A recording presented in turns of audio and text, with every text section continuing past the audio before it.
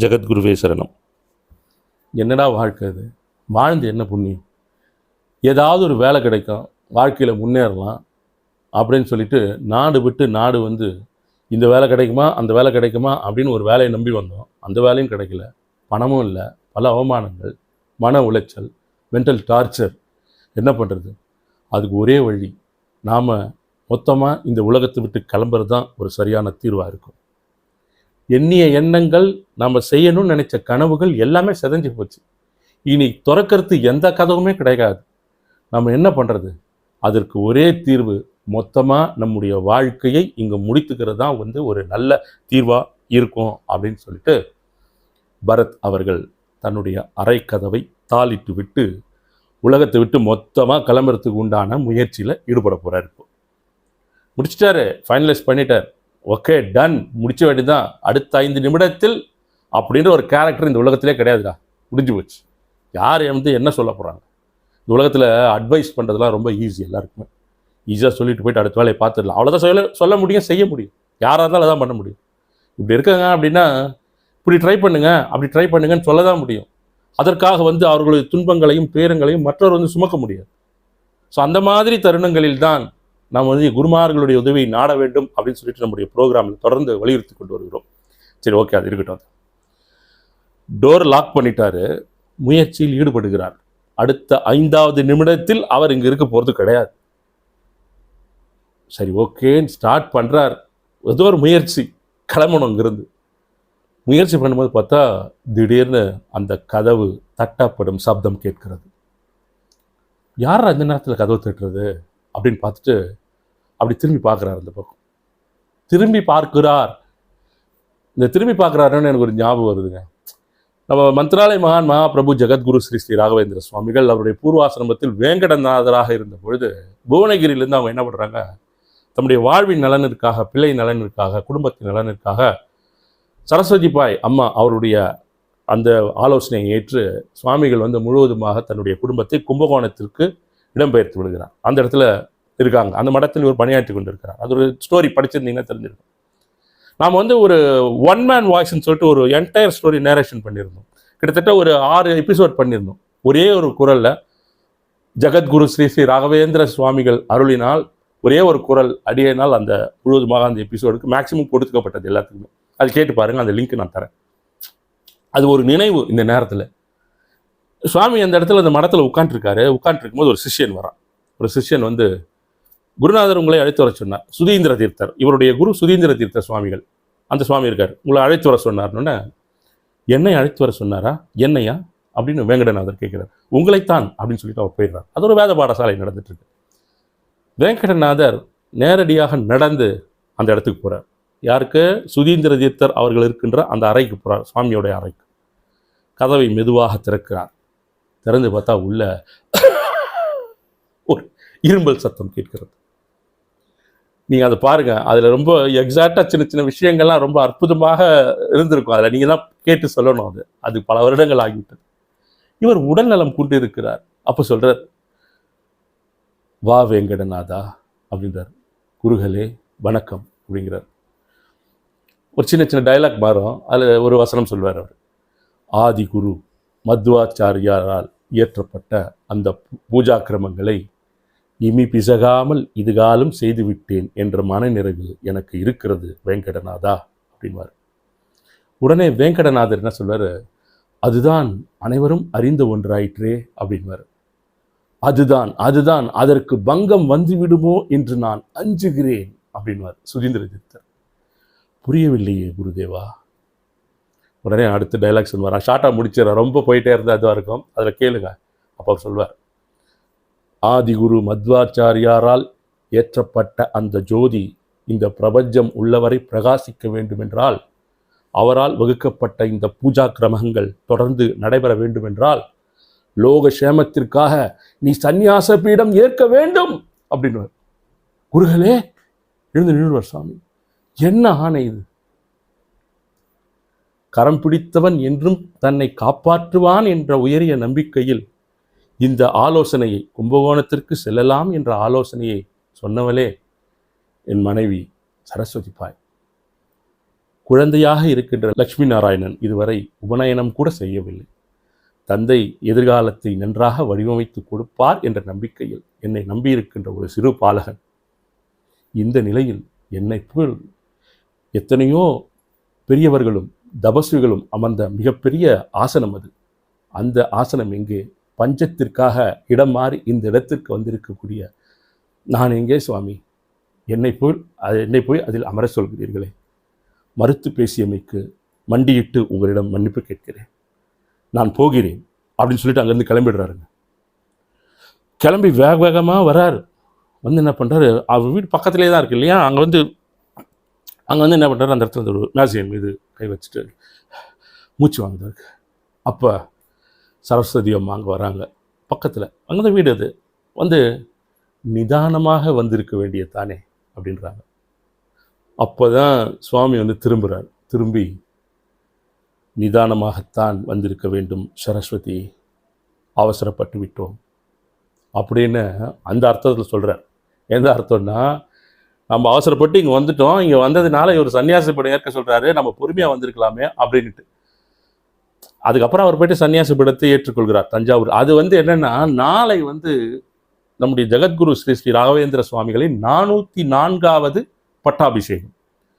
அவர் சன்னியாசி பீடம் ஏற்று நாளைக்கு வந்து 404வது வருடம் ஆண்டுகள் ஆகிறது நாளைக்கு. நிச்சயம் நீங்கள் என்ன பண்ணுங்கள், அன்பு நெஞ்சங்களாகிய நண்பர்களாகிய நீங்கள் என்ன பண்ணுங்கள், நாளைக்கு நிச்சயம் குருராஜனுடைய மடத்திற்கோ ஆலயத்திற்கோ சென்று அவரை வழிபடுங்கள். ஒரு சாஷ்டாங்க நமஸ்காரம், வேறு ஒன்றுமே கிடையாது. நாளைக்கு போய்ட்டு அவர் ஒரு வணக்கம் பண்ணிவிட்டு ஒரு நமஸ்காரம் பண்ணுங்கள். இல்லை சார், கோயில் பக்கத்தில் இல்லைன்னா உங்கள் வீட்டில் இருக்கக்கூடிய படத்தை வைத்து சுவாமியுடைய திருவுருவப் படத்திற்கு ஒரு பூஜை இல்லை ஒரு மலர் போட்டு ஒரு நமஸ்காரம் பண்ணுங்கள். சார் படமும் இல்லை அப்படின்னா உங்கள் உள்ளத்தால் அவரை நினைத்து ஒரு வணக்கம் செலுத்துங்க அவருக்கு.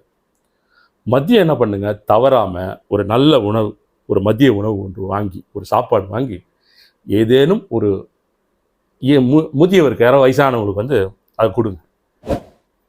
ஓம் ஸ்ரீ ராகவேந்திராய நமக அப்படின்னு சொல்லிட்டு நிச்சயம் அந்த உணவை வந்து அவர்கிட்ட கொடுங்க.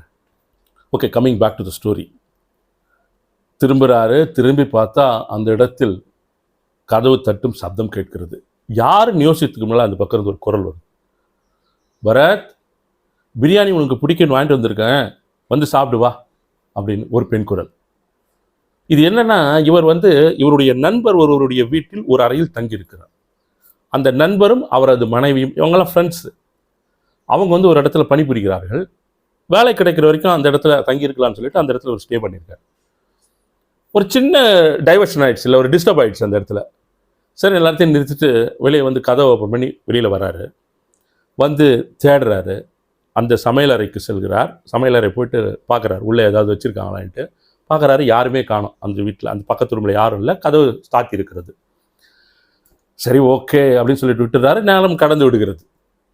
அதுக்கப்புறம் அன்று மாலை அவங்க வராங்க, அவங்க இருக்காங்க. அவங்க கிட்டே கேட்குறாரு, மதியம் வந்து பிரியாணி இருக்குதுன்னு சொல்லிட்டு எனக்கு கதவை தட்டி கூப்பிட்டீங்களே, நீங்கள் காணுமே அப்படின்னு கேட்குறார். அப்போ அந்த அம்மா சொல்கிறாங்க, நான் வரவே இல்லையே, நான் தான் ஆஃபீஸ் போயிட்டு இப்போ தானே வந்தேன், நான் வரவே இல்லை, இப்போ தானே வந்தேன்னு சொன்னோடனே பரத்துக்கு வந்து பயங்கரமான ஒரு அதிர்ச்சி, ஆச்சரியம். என்னடான்னு சொல்லிட்டு அவர் அப்பொழுதே வந்து ஒரு அத்தியந்த பக்தராக இருந்து கொண்டிருக்கிறார். குருராஜரை பிரார்த்திக்கிறார். வாழ்க்கையில் ஏதேனும் மாற்றம் வரணும், ஏதாவது நடக்கணும்னு சொல்லிட்டு அவருடைய முயற்சியில் ஈடுபட்டு கொண்டிருக்கிறார். அதன் பிறகு அவர் நிறையா மகிமைகள் சொன்னார். இது ஒரு ஹைலைட் மகிமை. அதுக்கப்புறம் நிறைய அவர் வந்து ஒரு ஹோட்டல் இண்டஸ்ட்ரியில் ஒர்க் பண்ணிட்டு இருக்காரு. ஒரு நல்ல ஹோட்டலில் ஒரு நல்ல பொசிஷனில் இருக்கார். ஹோட்டலில் ஒரு நல்ல எக்ஸ்பிளனேஷன் கொடுத்தார். அவர் என்ன சொல்கிறார், 2019 நான் வந்து ராயருடைய பக்தனாக மாறி, அப்போ இருந்து நான் வந்து ஒரு TV9 அதில் வந்து முதல்ல வந்து ஒரு 2-3 எபிசோட் பார்த்தேன் சார். அதுக்கப்புறம் ராகவேந்திர விஜயம் பார்த்தேன். அதுக்கப்புறம் ராயரை பற்றி நிறைய தகவல்கள், நிறைய இன்ஃபர்மேஷன் தெரிஞ்சுட்டு அவரை வந்து நான் ஆத்மாத்மாக பிரார்த்திக்க ஆரம்பித்தேன். என்னுடைய ஒவ்வொரு கணத்திலும் ஒரு சின்ன மூமெண்ட் எடுத்தால் கூட அவருடைய ஸ்பரிசம், அவருடைய வழிகாட்டல், அவருடைய வழித்துணை அப்படிங்கிறது இன்னைக்கு வரைக்கும் இருக்குது. நான் நாடு விட்டு நாடு சென்றாலும் கூட, இன்று ஒரு நல்ல நிலையில் இருந்தாலும் கூட, என்னுடைய வளர்ச்சி, என்னுடைய முன்னேற்றம், என்னுடைய ஏற்றம் அப்படிங்கிறது மொத்தமே அவருடைய அனுகிரகத்தாலும் ஆசிகளாலும் வடிவமைக்கப்பட்டது அப்படின்னு சொன்னார். அற்புதமாக பேசினார்.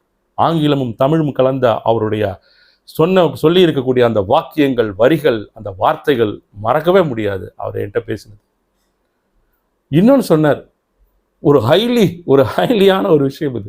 சிலதெல்லாம் கேட்கும்போது அந்த அந்த மகிழ்வின் உச்சத்தில் ஒரு பரவசத்தில் வந்து, என்ன குருராஜா இப்படி இல்லாமல் பண்ணுறீங்க, நீங்கள் இதெல்லாமே பண்ணுறீங்களே, நாடு விட்டு நாடு போறீங்க, உள்நாட்டில் இருக்கீங்க, ஏற்றத்தாழ்வுகள் கிடையாது, ஏழை கிடையாது, பணக்காரன் கிடையாது, குடிசையில் இருப்பவனிடம் செல்கிறீர்கள், கோடானு கோடி பணத்தை சொத்துக்களை வைத்துக்கொண்டு கோபுரத்தில் வாழ்க்கை நடத்துவர்கிட்டையும் போறீங்க, ஏழைகளையும் போய் பார்க்கிறீர்கள், உயர் பதவியில் இருக்கிற போய் பார்க்கிறீர்கள். பாரபட்சமே உங்களுடைய அருளுக்கும் ஆசிகளுக்கும் எப்பொழுதுமே குறைவே கிடையாது குருராஜா. இத்தனை காலம் இதுகாலம் நாம் தொடர்ந்து அவருடைய மகிமைகளை பார்த்து கொண்டு வருகிறோம். அனுபவித்தால் தான் தெரியும் அவருடைய அருளும் ஆசிகளும் எந்த அளவு பக்தர்களுக்கு, அவரை நம்பி நாடி வருகின்ற பக்தர்களுக்கு எந்த அளவு அவருடைய அருளையும் ஆசிகளையும் கொடுத்து கொண்டிருக்கிறார் அப்படிங்கிறது. நிச்சயம் உங்களுக்குலாம் நிறைய பேருக்கு தெரிஞ்சிருக்கும் அவருடைய அனுகிரகங்கள். நம்ம பரத் அவருடைய வீட்டில் வந்து ஒரு துர்சம்பவம் நடந்துவிட்டது. அவர் வந்து மந்திராலயம் வரார். வெளிநாட்டிலேருந்து மந்திராலயம் போகணும்னு சொல்லிட்டு அவருடைய தந்தையரை அழைத்து கொண்டு மந்திராலயம் வரார். ராயர் மேலே ஒரு கோபம் அவருக்கு. அது சில பல வருடங்கள் கழித்து, அந்த 2019 அப்புறம் 2022 or 23 அந்த வாக்கில் வரார். வந்துட்டு மந்திராலயம் வராரு. அப்போ கூட அவர்கிட்ட ஒரு கோபம், ராயர்கிட்ட ஒரு சிறிய கோபம் இருக்குது. என்ன ராயர் இப்படி பண்ணிட்டீங்களா, வீட்டில் வந்து ஒரு துர்சம்பவம் நடந்து விட்டது, ஒரு உயிரிழப்பு ஒன்று நடந்து போச்சு. திருமணமாகவில்லை அவருக்கு ஆக்சுவலாக. இங்கே வந்து என்ன பண்ணுறாரு, சரி ராயரை போகிறாரு, சும்மா தரிசனம் பண்ணுறாரு. தரிசனம் பண்ணிவிட்டு வெளியில் வந்து கோயிலேருந்து கொஞ்சம் தூரம் வெளியில் வந்து நின்றுட்டு ஒரு ஸ்மோக் பண்ணுறாரு. ஆக்சுவலாக ஸ்மோக் பண்ணும்போது அவருக்கு தெரியுது, என்னடா நம்ம கோயில் பக்கத்தில் ஸ்மோக் பண்ணிகிட்டு இருக்குமேன்னு சொல்லிட்டு ஒரு எண்ணம் அவருக்குள் ஓடினாலும் கூட, சரி இருக்கட்டும் என்ன பண்ணுறது இப்போ அப்படின்னு சொல்லிட்டு ஸ்மோக் பண்ணி முடிச்சுட்டு கிளம்புறாரு. அங்கே இருந்துட்டு கொஞ்ச நாள் இருந்துட்டு, ஒரு நாள் இருந்துட்டு அதுக்கப்புறம் கிளம்புறாங்க. அவருக்கு ஒரு அதிருப்தி அந்த நேரத்தில். ராயர் இவ்வளோதான் பண்ணால் கூட ஏதோ ஒரு சூழ்நிலையில் பண்ணணும், ஒரு சிறிய கோபம். அந்த கோபம் அப்புறமா மாறும். சரி எல்லாம் முடிஞ்சுட்டு இவங்க வந்து இவருடைய ஊருக்கு கிளம்புறாங்க. இவர் வந்து ஒரு பஸ்ஸில் கிளம்புறாரு. அங்கிருந்து இவரும் இவருடைய தந்தையாரும் கிளம்புகிறார்கள். அந்த பஸ் வந்து மந்திராலயத்தினுடைய எல்லையை கடக்கவில்லை. மந்திராலயத்தை கிராஸ் பண்ணுது. அப்போ தான் அந்த எல்லைக்குள் தான் இருக்குது. அப்போ வந்து அந்த பஸ்ஸில் இருந்து ஒரு ரெஃப்ரெஷ்மெண்ட்காகவும், ஜஸ்ட் ஒரு ரெஸ்ட் ரூம் போகிறதுக்காகவும், ஏதோ ஒரு அவசரத்துக்காக ஒரு இடத்துல வந்து அந்த பேர் வந்து நிறுத்தப்படுகிறது. சரிட்டு எல்லாரும் இறங்கி அப்படி போகிறாங்க. இவரும் வந்து அப்படி இறங்கி அப்படி நின்றுட்டு இருக்காரு. அப்படி கடைகள் பார்க்குறாரு. ஒரு கடை இருக்குது, கடையில் பார்க்குறாரு. கொஞ்சம் அப்படி திரும்பி அப்படி கொஞ்சம் ஆசுவாசப்படுத்தி கொண்டிருக்கிறார். அங்கே பார்த்தா ஒரு ஆர்கியூமெண்ட் நடந்துட்டு இருக்கு. ஒரு வாக்குவாதம் நடைபெற்று கொண்டிருக்கிறது ஒரு இடத்துல. காவி உடை ஒருவர் அணிந்திருக்கிறார், நல்ல தாடி இருக்கிறது, கருத்த தோற்றம், உயரமானவர். அவர்கிட்ட யாரோ ஒருத்தர் வந்து ஆர்கியூமெண்ட் பண்ணிட்டு இருக்காரு அந்த இடத்துல. இவர் என்ன பண்ணுறாரு, நேராக அங்கேருந்து வர்றாருங்க. இவருடைய தந்தையாரோட வர்றார் பரத். வந்து என்ன பண்ணுறாரு, ஏன் ஆர்கியூமெண்ட் பண்ணுறீங்க, விடுங்க பரவாயில்ல, என்னென்ன தெரியாது சொல்கிறார். சொல்லும் பொழுது அந்த காவி உடை அணிந்த, அந்த கருத்த நிறமுடைய, அந்த தாடி வைத்த அஜானுபாகுவான அந்த தோற்றத்திற்குரிய அந்த நபர் என்ன சொல்கிறது, அவர் என்ன பண்ணுறாரு, திரும்பி பார்க்குறாரு. திரும்பி இவரை பார்த்துட்டு, உன்னை தான் தேடிட்டு இருக்கேன், நான் உன்னை தான் தேடிட்டு இருக்கேன், எங்கே போயிருந்த நீ, நிறைய ஸ்மோக் பண்ணுறியா, மாமிசம் வர நிறைய சாப்பிட்ற நீ அப்படின்னு சொன்னோன்னே இவருக்கு ஒன்றுமே புரியல. அப்படியே அவர் பார்த்துட்டே இருக்காரு. பார்த்துட்டே இருந்தோடனே அப்புறம் அவர் பேக்லேருந்து ஒரு ஏதோ காசு எடுத்து அவர்கிட்ட கொடுத்துருக்காரு. இவர் வந்து அவருடைய தந்தையாரை பார்க்குறார். அவர் தந்தையாருக்கும் கொடுக்குறார். அவர் தந்தையார் பார்த்துட்டு அவர் மகனை பார்க்குறாரு. பார்த்துட்டு சரி வாங்கிக்க பரவாயில்ல அப்படிங்கிறார். ஒரு கை நீட்டி அவரிடமிருந்து அந்த காசை வாங்கிடுறார். பார்த்துட்டே இருக்கார். யார்ரா இவர், நான் உன்னை தான் தேடிட்டு இருக்கேன், நிறைய ஸ்மோக் பண்ணுறியா, அசைவம் நிறைய சாப்பிட்ற, இவ்வளோ நேரம் எங்கே போயிருந்த, இதெல்லாம் கேட்கிறாரே, யார் இவர். ஏதோ அந்த காசை வாங்கிட்டு அப்படியே கொஞ்சம் நடக்கிறாரு. பக்கத்துல தான். சரி அவருக்கு பழங்கள் எதனா வாங்கி தரலான்னு சொல்லிட்டு பழக்கடைக்கு போயிட்டு பழத்தை வாங்கிட்டு திரும்பி பார்த்தா ஆள் இல்லைங்க. அவர் சுற்றி பார்க்குறாராம், எங்கேயுமே இல்லையா. இது அவர் எக்ஸ்பிளைன் பண்ணும்போது அது கேட்கவே முடியல. அவர் இதை சொல்லும் போது குருராஜருடைய அந்த அவர் பண்ணுற, நம்ம இந்த பிறவி எடுத்ததே மிகப்பெரிய புண்ணியம் ஒரு பக்கமாக இருந்தால் கூட, இந்த பிறவியில் நம்ம அவரை பற்றி தெரிஞ்சுட்டு அவரை பற்றி பேசுறது, அவரை பற்றி கேட்கறது அப்படிங்கிறது வாய்ப்பே கிடையாது. அதெல்லாம் எத்தனை கோடி ரூபாய் கொடுத்தால் கூட அந்த மகிழ்வும் அந்த சந்தோஷமும் மன நிறைவும் அவரை பற்றி பேசும்பொழுதும், அவரை பற்றி பேசும்போதே இந்த மன நிறைவுனா, நாம் ஒரு கஷ்டத்தில் இருக்கும்போது, துன்பத்தில் இருக்கும்போது, ஏதோ ஒரு பிரச்சனை இருக்கும்போது அவருடைய அனுகிரகம் கிடைக்கப்பெற்று அவரை நாம் நேருக்கு நேராக பார்த்து விட்டால், அவரை தான் பார்த்தோம் என்று நாம் உணர்ந்து கொண்டால் என்ன நிலைமையாகும் பாருங்க. அவ்வளவுதான். அது ஒரு மிகப்பெரிய சந்தோஷத்தின் உச்சம். இதை அனுபவித்தவர்களுக்கு மிக நன்றாக தெரியும். இன்னைக்கு பரத் வந்து ஒரு நல்ல லீடிங் லைஃப் வந்து மெயின்டைன் பண்ணிட்டு இருக்காரு. நிறைய மகிமைகள் சொல்லிட்டே இருந்தார். எவ்ரி தேர்ஸ்டே வந்து அவரை வந்து ஒரு நாள் வேலை இல்லாமல் போச்சாங்க. ஒரு நாள் ஜாப் இல்லை சார், எனக்கு ஜாப் போயிடுச்சு, இந்த கொரோனாக்கு முன்னாடி என்ன பண்ணுறதுன்னே தெரியாமல் இருந்தேன் நான். கொரோனா டைமில், கொரோனா வரப்போது அதுக்கு முன்னாடி. அப்போ ராயர் ரொம்ப பிரார்த்தனை பண்ணிகிட்டே இருந்தாராம். பிரார்த்தனை பண்ணி முடிச்சோடனே மறுநாள் பார்த்தா இவர் ஏற்கனவே ஒர்க் பண்ண ஒரு கம்பெனியோட, ஒரு கம்பெனி மீன்ஸ் ஒரு ஹோட்டலோட, ஒரு 5 ஸ்டார் ஹோட்டலோட மேனேஜர் வந்து கால் பண்ணுறாராம். அவரே இவருக்கு ரொம்ப நாள் ஆயிடுச்சு அங்கே ஒர்க் பண்ணி. கால் பண்ணி அவர் பேர் சொன்னார், ஒசாமா அப்படின்னு சொல்லிட்டு. அவர் வந்து ஒரு எஜிப்சியன் அப்படிங்கிற மாதிரி சொன்னார். அவர் கால் பண்ணி என்ன பண்ணுறீங்க நீங்கள், உங்கள் சிவி அனுப்புவீங்க அப்படின்னு சொல்லிட்டு இவருடைய அந்த பயோடேட்டா எடுத்து போய் கொடுத்த உடனடியாக ஒரு நல்ல பொசிஷனில் ஒரு ஜாப் கிடச்சிதான். இப்போவும் அவர் வந்து ஒரு மிகப்பெரிய ஒரு நல்ல ஒரு குட் பொசிஷனில் ஒரு 5 ஸ்டார் ஹோட்டலில் ஒர்க் பண்ணிகிட்ருக்கார் நம்மளுடைய பரத் அவர்கள். நிறைய சொன்னார். இப்போவும் அவர் வந்து வேலை மாற்றுதலாகி வேற ஒரு கண்ட்ரிக்கு போகணுமா, ஹில்டன் ஹோட்டல் அப்படின்னு சொன்னார். வேற ஒரு கண்ட்ரிக்கு போயிட்டு என்னை போட்டிருக்காங்க சார், நாங்கள் போனோம், ட்ரை பண்ணிட்டு இருக்காங்க மேனேஜர் போஸ்டிங்காக. ஒரு 4 சாய்ஸ் கொடுத்தாங்க. அந்த 4 சாய்ஸில் வந்து ராயருடைய பிருந்தாவனம் எந்த நாட்டில் இருக்கிறது அப்படின்னு சொல்லிட்டு ஒவ்வொரு நாடுகளாக நான் தேடிக்கொண்டிருக்கும் போது பஹ்ரைனில் அந்த இடத்துல இருக்கிற மாதிரி இருந்தது. அதை வச்சு நான் டோட்டலாக சர்ச் பண்ணியிருக்கேன். அந்த இடத்துக்கு தான் நான் ட்ரை பண்ணிட்டு இருக்கேன். கண்டிப்பாக அங்கே போய் ஜாயின் பண்ணிடுவேன். குருநாதர் என்னுடைய வாழ்க்கையில் செய்த மகிமை மகத்துவம் அப்படிங்கிறது எல்லையே கிடையாது. என்னை கைபிடித்து கரம் பிடித்து இவ்வளவு நாட்கள் என்னை அழைத்து வந்து கொண்டிருக்கிறார். ஒரு தாய் போல தந்தை போல உடனிருந்து என்னை வழி நடத்திட்டு இருக்கார் சார் அப்படின்னு சொல்லிட்டு எவ்வளோ மகிமைகள், சின்ன சின்ன மகிமைகள். வியாழக்கிழமானா ஒருத்தர் வந்து ஒரு பெரியவர் என்னை வந்து அந்த ஹோட்டலில், அவர் பணிபுரிந்திருக்கிற ஹோட்டலில் வந்து சந்திப்பாராங்க. அவர் வந்து குவைத் நாட்டை சேர்ந்தவர். எவ்ரி தேர்ஸ்டே அவர் வந்து பார்த்துட்டே இருப்பாராம். தேர்ஸ்டே மிஸ்ஸே ஆகாதான். வந்து ஜஸ்ட் ஏதாவது ஒரு காஃபி ஏதாவது பெரிய ஹோட்டல் அது. இவர் அப்படி இருந்தபோது அந்த ஹோட்டலுடைய வேற ஒரு பிரான்ச்சுக்கோ வேற ஒரு கம்பெனிக்கோ அவர் ஜம்ப் பண்ணி வேற ஒரு ஹோட்டலுக்கு மாறி போயிட்டு ஒர்க் பண்ணிட்டு இருக்கும்போது ஒரு தேர்ஸ்டே அங்கே யோசிக்கிறாராம் அவர். அந்த பெரியவர் இப்போ வந்து நம்மளை பார்ப்பாரா இங்கேயும் அப்படின்னு யோசிக்கும் பொழுது அதே பெரியவர் அந்த ஹோட்டலுக்கு வந்தாராம், அந்த நாட்டை சேர்ந்தவர். வந்துட்டு இவர் அவர்கிட்ட கேட்டிருக்காரு, நீங்கள் என்ன பார்க்க வரீங்க, என்ன இந்த ஹோட்டலுக்கு வந்துட்டீங்க, எப்படி என்ன ஃபைண்ட் அவுட் பண்ணீங்க நீங்கள் அப்படின்னு கேட்கும்போது, ஏன் நீங்கள் ஒர்க் பண்ணுறேன்னு தெரிஞ்சது இங்கே வந்து ஏன் நான் உன்னை பார்க்க வரக்கூடாது, நான் இங்கே வர்றதை உன்னை பார்க்கறதுக்காக தான் வரேன் அப்படிங்கிற மாதிரி சொல்லியிருக்காரு. இது தாங்க ராயருடைய மகிமை, மகத்துவம், அருள், அனுகிரகம், ஆசிகள் அப்படிங்கிறது. எந்த நிலையில், எந்த சூழ்நிலையில், எந்த மாதிரியான பக்தியை நாம் அவர் மீது வைத்தா அவராகவே இறங்கி வந்து நமக்கு வேண்டியவைகளை, இக்கட்டான சூழ்நிலைன்றதே உங்களுக்கு கிடையவே கிடையாதுன்றத அவர் எந்தெந்த தருணங்களில் இந்த பரத்துக்கு வந்து சுட்டி காமிச்சிருக்கார் பாருங்க. அந்த அவர் ஃபர்ஸ்ட் அந்த உலகத்தை விட்டு போனோன்னு முயற்சி பண்ணதிலிருந்து, வேலை கிடைக்காதிலிருந்து, வேலை கிடைத்திலிருந்து எல்லாம் முடிஞ்சிச்சு. கடைசியாக அவர் ஒன்று சொல்லி முடித்தார், சார் எனக்கு வந்து மேரேஜ் வந்து விரைவில் நடக்க போகுது, நீங்கள் கண்டிப்பாக நீங்கள் அவசியம் வரணும். 2 நாள் நடக்கும் அந்த ப்ரோக்ராம். மேரேஜுக்கு தாலி எடுத்து கொடுக்கப்படும் பொழுது நீங்கள் வந்து இங்கே இருக்கணும் என் கூட அப்படிங்கிற மாதிரி ஒரு அன்பு கட்டளையிட்டார். எல்லாம் குருவின் அருள், மகாபிரபுவின் ஆசிகள். அவரின் அருளின்றி வேறு ஒன்றுமே கிடையாதுங்க. அவரின் அருளும் ஆசிகளும் என்னாலும் உங்களுக்கு இருந்து வழிநடத்தி இன்னும் இன்னும் இன்னும் அடுத்தடுத்த கட்டத்திற்கு உங்களை ஒரு உச்ச நிலையில் நிச்சயம் அமர வைப்பார் அப்படின்னு சொல்லிட்டு அந்த கான்வர்சேஷன் ஃபோனில் முடிஞ்சது.